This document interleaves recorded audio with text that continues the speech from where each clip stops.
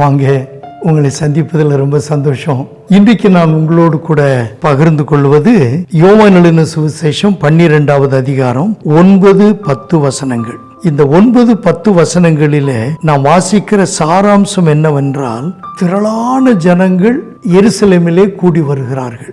இயேசு வருகிறார் என்று அறிந்திருப்பது ஒன்று, இரண்டாவது அவர் உயிரோடு எழுப்பின லாசருவும் அவரோடு கூட இருக்கிறார். லாசருவை பார்க்க வேண்டும். மரித்தான், அடக்கம் பண்ணப்பட்டான், 4 நாள் ஆயிற்று, அதற்கு பின்பு உயிரோடு கூட எழுப்பப்பட்டான். இது உண்மைதானா?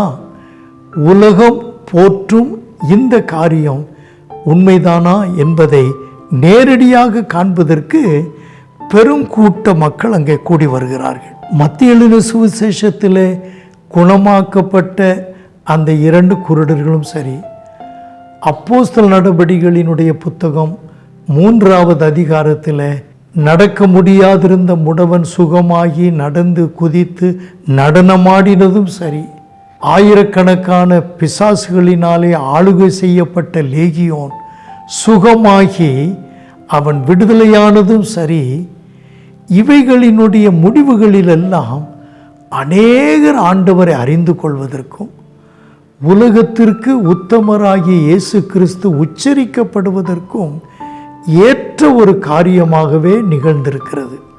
இங்கேயும் கூட பார்ப்பீர்கள் என்றால், கூடி வந்த திரள் கூட்டத்திற்கு காரணம் என்ன? இயேசு கிறிஸ்துவின் நிமித்தமாக மாத்திரம் அல்ல, அவர் மரித்தோரிலிருந்து எழுப்பின லாசருவை காணும்படியாகவும் வந்தார்கள். 10வது வசனம், லாசருவின் நிமித்தமாக யூதர்களில் அநேகர் போய் இயேசுவினிடத்தில் விசுவாசம் வைத்தார்கள். மரணத்தினின்று உயிரோடு எழுப்பப்பட்ட இந்த லாசரு, நான் உண்டு, என் வேலை உண்டு என்று தன்னுடைய 2 சகோதரிகளுக்கும் சேவை செய்கிற ஒரு மனிதனாய் இருந்திருப்பான் என்றால், இத்தனை திரள் கூட்டத்திற்கும் சுவிசேஷம் சென்றிருக்க முடியாது. லாசரு இயேசுவோடு இருந்தான்.